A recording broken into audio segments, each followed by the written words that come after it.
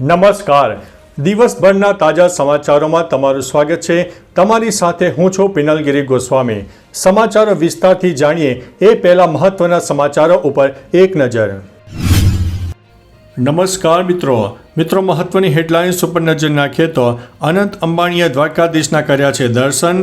ત્યારે વાત થશે સુરતમાં ચાઇનીઝ દોરીનું કારખાનું ઝડપાયું છે. આગળ વાત થશે ભાજપ હવે થોડા દિવસોના મહેમાન છે તેવું આ વ્યક્તિએ જણાવ્યું છે. ત્યારે વાત થશે અમદાવાદમાં ધડાધડ બ્લાસ્ટ લાગ્યો હતો, ભીષણ આગની ઘટના પણ બની. ત્યારે વાત થશે વોટર પાર્કમાં જતા હોય તો સાવધાન થઈ જાઓ, યુવતીનું થયું છે મોત. આગળ વાત થશે કેનેડામાં રહેતા સુરતના યુવકની હત્યા કરવામાં આવી છે. ત્યારે વાત થશે તામિલનાડુના નેતાઓ તામિલમાં સહી કરતા નથી તેવું મોદીએ જણાવ્યું છે. આગળ વાત થશે રામનવમી પર હિન્દુ ઉપરાંત ઉર્દુમાં થઈ હતી ભગવાન રામની આરતી. હવે મિત્રો સમાચારો વિસ્તારથી. વારાણસી એટલે કે યુપીના લમ્હી ગામમાં રામનવમીનો તહેવાર ખૂબ જ ધામધૂમથી ઉજવવામાં આવ્યો. ખાસ વાત એ છે કે આ ગામમાં મુસ્લિમ મહિલાઓએ ઉર્દુમાં ભગવાન રામની આરતી કરી. મુસ્લિમ મહિલાઓએ ઉર્દુમાં ભગવાન શ્રી રામની આરતી વાંચતી જોઈને લોકો આશ્ચર્યચકિત થઈ ગયા. મુસ્લિમ મહિલા ફાઉન્ડેશનના પ્રમુખે કહ્યું કે ભગવાન શ્રી રામ આપણા પૂર્વજોના આદર્શ હતા અને આજે પણ આદર્શ માનીએ છીએ. મિત્રો, અન્ય મહત્વના સમાચારની વાત કરીએ તો તામિલનાડુના નેતાઓ તમિલમાં સહી કરતા નથી તેવું મોદીએ જણાવ્યું છે. તામિલનાડુના રામેશ્વરમમાં જનસભાને સંબોધિત કરતી વખતે પીએમ નરેન્દ્ર મોદીએ તામિલ નેતાઓ પર કટાક્ષ કર્યો. ભાષાની રાજનીતિ કરનારા નેતાઓ પર નિશાન સાધીને વડાપ્રધાને કહ્યું કે મને ઘણી વખત તામિલનાડુના કેટલાક નેતાના પત્રો મળે છે ત્યારે આશ્ચર્ય થાય છે કે કોઈ પણ નેતા ક્યારેય તમિલ ભાષામાં સહી કરતા નથી. જો તમે તમિલ પર ગર્વ કરો છો તો ઓછામાં ઓછું સાઇન તો તમિલમાં કરો. મિત્રો, અન્ય મહત્વના સમાચારની વાત કરીએ તો કેનેડામાં રહેતા સુરતના યુવકની હત્યા. સુરતના મોટા વરાછા વિસ્તારમાં રહેતા કથિરિયા પરિવારના પુત્રની કેનેડાના ઓન્ટારિયોમાં હત્યા કરવામાં આવી છે. યુવક તેની પત્ની સાથે ઘરના વાડામાં કપડાં ધોઈ રહ્યો હતો ત્યારે પાડોશીએ હુમલો કર્યો. ધર્મેશની પત્ની પર હુમલાની કોશિશ થઈ. ઉપરાંત એટલો બધો હુમલો થયો કે યુવકનું મૃત્યુ થયું હતું.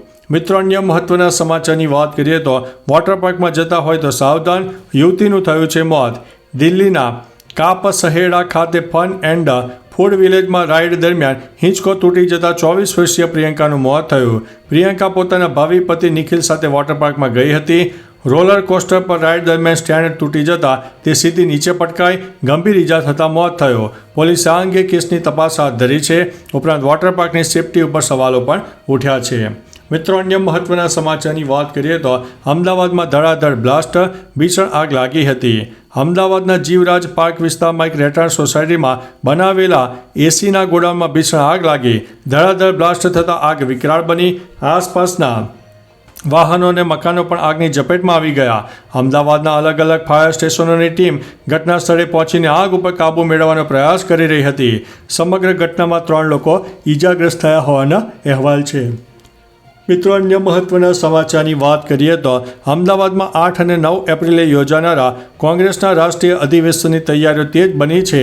અમદાવાદ પહોંચેલા પાર્ટીના પ્રવક્તા પવન ખેરાએ કહ્યું છે કે ગુજરાત તો કોંગ્રેસના ડીએનએમાં છે અને ભાજપ હવે થોડા દિવસની મહેમાન છે. પવન ખેરાએ કહ્યું હતું કે 90% નેતાઓ સોમવારે જ પહોંચી જશે. રાહુલ ગાંધી અને પ્રિયંકા ગાંધી મંગળવારે સવારે અથવા તો સોમવારે સાંજે આવી શકે છે. મિત્રો, અન્ય મહત્વના સમાચારની વાત કરીએ તો સુરતમાં ચાઇનીઝ દોરીનું કારખાનું ઝડપાયું છે. સુરતમાંથી પ્રતિબંધિત ચાઇનીઝ દોરીનો જથ્થો નહીં પણ આખું કારખાનું ઝડપાયું છે. સુરતના પાંડેસરા વિસ્તારમાં ઝોન 4ની એલસીબી ટીમે દરોડા પાડીને 2 વ્યક્તિઓની અટકાયત કરી. મારુતિનગર વિસ્તારમાં આવેલા ગોડાઉનમાં ચાઇનીઝ દોરીનો મોટો જથ્થો મળી આવ્યો. પોલીસે લાખો રૂપિયાની દોરી સહિતનો મુદ્દામાલ જપ્ત કર્યો છે. કારખાનું સીલ કરી દેવામાં આવ્યું છે અને વધુ તપાસ ચાલુ છે. મિત્રો, અન્ય મહત્વના સમાચારની વાત કરીએ તો અનંત અંબાણીએ દ્વારકાધીશના દર્શન કર્યા. સવારે અનંત અંબાણીએ 170 કિલોમીટર પદયાત્રા પૂર્ણ કરીને દ્વારકાધીશના ચરણોમાં શીશ નમાવ્યો. તેમની સાથે માતા નીતા અંબાણી અને પત્ની રાધિકા પણ હાજર હતા. ગોમતી પૂજન અને શારદા પીઠ ખાતે પાદુકા પૂજન કર્યા બાદ અંબાણી પરિવાર તરફથી 1 લાખ લોકો માટે પ્રસાદીની સેવા આપવામાં આવી. દ્વારકાના લોકો અને સંસ્થાઓએ અનંત અંબાણીને ભવ્ય સ્વાગત પણ કર્યું હતું. તો ચાલો મિત્રો, ફરીથી દેશ અને દુનિયાના સુપરફાસ્ટ સમાચાર લઈને મળતા રહીશો. ત્યાં સુધી અમને રજા આપશો. નમસ્તે.